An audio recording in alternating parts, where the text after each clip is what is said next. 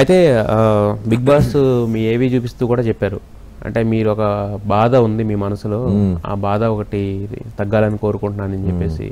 So మరి ఆ బాధ ఎంతవరకు ఆ గాయం అనేది మీకు మానింది? నేను పేర్లు తీయను కానీ గాయ అందరి లైఫ్లో ఒకటి ఉంటుంది భయ్య, మంచిది చెడది ఓకే, అది సాల్వ్ చేసుకోవాలి, ఇంకా అవ్వలేదు. అయితే నేను మీరు ఏమనుకోనంటే, మీరు హౌస్లో ఉన్నప్పుడు జరిగిన రెండు నేను మీరు ఓకే అంటేనే చెప్తాను, లేకపోతే నేను చెప్పను. స్టార్ మా అవార్డ్స్ జరిగినాయి, పరివార్ అవార్డ్స్, అప్పుడు ఒక ఇంటర్వ్యూ చేయడం జరిగింది. మీకు చూస్తున్నారంటే చూస్తున్నానని చెప్పారు. ఆ పర్టికులర్ ఎలా ఆడుతున్నారంటే హీఈస్ మాస్కింగ్ అని చెప్పారు. యాక్చువల్గా అన్మాస్క్తో ఆడట్లేదని చెప్పారు.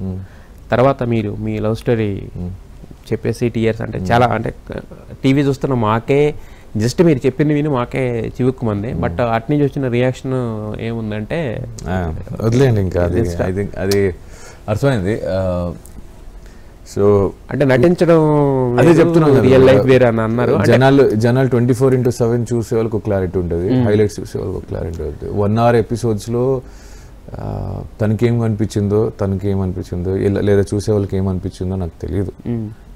బట్ కాకపోతే మీతో దగ్గరగా చూసిన వ్యక్తి కదా తనకు కూడా అలా అనిపించడం అనేది అంటే నిఖిల్ వాట్ ఈజ్ నిఖిల్ అని తెలుసు. వాళ్ళకన్నా దగ్గరగున్న మనుషులు కూడా నాతో ఇంకా నించున్నారు, నా ఫ్రెండ్స్, నా చైల్డ్హుడ్ ఫ్రెండ్స్. సో వాళ్ళకి అనిపించలేదు కదా, సో వాళ్ళకి ఏదో ఒక విషయంలో అయి ఉంటుంది మేబీ. అంటే ఇప్పుడు నాకు మీరంటే పిచ్చ ప్రేమ అండి, నేను పిచ్చగా ఫ్రెండ్షిప్, మీరంటే నాకు భయంకరమైన క్లోజ్. మీరు ఏదో ఒక తప్పు జరిగి వెళ్ళిపోయారు, ఏదో ఒక తప్పు ఒక 5 రోజుల తర్వాత, ఒక నెల రోజుల తర్వాత, 10 రోజుల తర్వాత, సంవత్సరం తర్వాత నాకు మీ మీద మళ్ళీ వేరే గుర్తు వస్తాయి కదా. అప్పుడు అలా చిల్లయ్యేవాళ్ళం కదా, ఒక చిన్న తప్పే కదా జరిగింది, లేకపోతే ఒక పెద్ద తప్పు జరిగింది. He is realising. మీరు నాకు చాలాసార్లు సారీ చెప్పారు.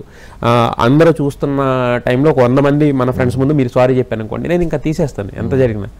బట్ అసలు అంటే టోటల్గా ఎందుకు అంత హార్ట్ బ్రేక్ అనేది అంటే ఐడియా మాట్లాడాలి. ఇంకా నేను వెళ్ళలేదు, అదే చెప్పాను కదా, 2 days నేను ఐసోలేటెడ్ ఉండే, రెస్ట్ లేదు, కొంచెం మెడికేషన్లో ఉండే. ఈ రోజే బయటకు వచ్చి నిన్ననే ఇంటికి వెళ్ళింది నేను. స్టిల్ యూ బిలీవ్ అంటే అవుతుంది, నా పక్కన కూర్చునే ఛాన్స్ ఉంటుంది అని చెప్పేసి.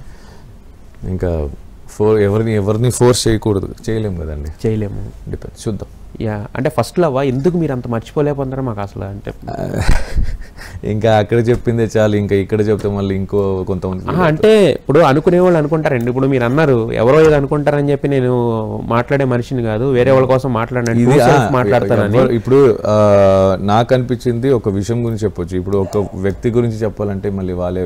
నేను మీ గురించి అడుగుతున్నా, ఆ వ్యక్తి గురించి నేను అడగట్లా, మీ విషయం నేను అడుగుతున్నా. మీ తరపున ట్రూ లవ్, ఫస్ట్ లవ్ ఇది అంత ఫస్ట్ అంటే అంత మర్చిపోలేకపోతుంటే బాధపడుతుంటే మాకు అనిపిస్తుంది. ఎందుకంటే ఈ రోజుల్లో పొద్దున్న కలిసి సాయంత్రానికి బై బై చెప్పుకుని వెళ్ళిపోయేవాళ్ళు కూడా వెళ్ళిపోతున్నారు. కానీ లవ్ అనేది ఏం కాదు, కానీ